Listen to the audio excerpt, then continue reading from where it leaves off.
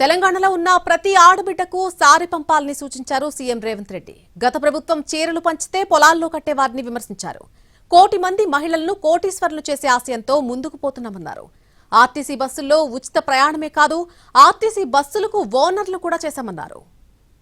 Greater Hyderabad mayor గారు, deputy mayor గారు మా ఇందిరమ్మ చీరలు కట్టుకోవాలి, మా కార్పొరేషన్ చైర్పర్సన్స్ కూడా ఇందిరమ్మ చీరలు కట్టుకోవాలి, మా ఐఏఎస్ ఐపీఎస్ అధికారులు కూడా ఇందిరమ్మ చీర కట్టుకొని ప్రజలందరికీ కనిపించే విధంగా మీ సోదరుడు రేవంత్ అన్న తెలంగాణ ప్రభుత్వం ఇచ్చిన చీర మా ఆడబిడ్డలందరూ కట్టుకున్నారు, కట్టుకుంటారు.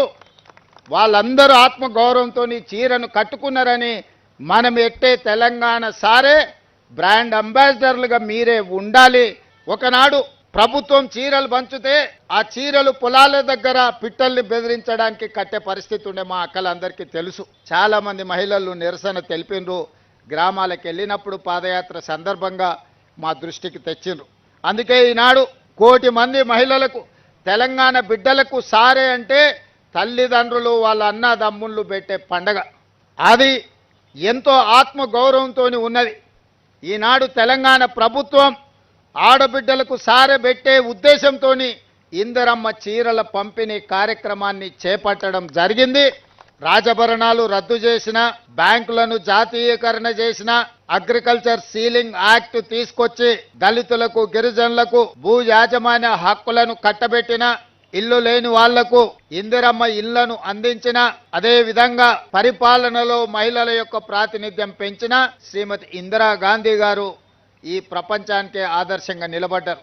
ఆర్టీసీలో మహిళలు ఉచితంగా బస్సు ప్రయాణం చేయడమే కాదు, 1000 ఆర్టీసీ బస్సులకు యజమానులను చేసిన ఈరోజు ప్రతి కార్యక్రమాన్ని అదానీ అంబానీలు ఉత్పత్తి చేసే సోలార్ పవర్ ప్లాంట్లు ఈనాడు మహిళా సంఘాలకు అందించడం ద్వారా వ్యాపారంలో ఆడబిడ్డల్ని రాణింపజేయాలి, ఆర్థికంగా వాళ్లకు వెసులుబాటు కల్పించాలి అని ఈనాడు మన ప్రభుత్వం ప్రయత్నం చేస్తున్నది.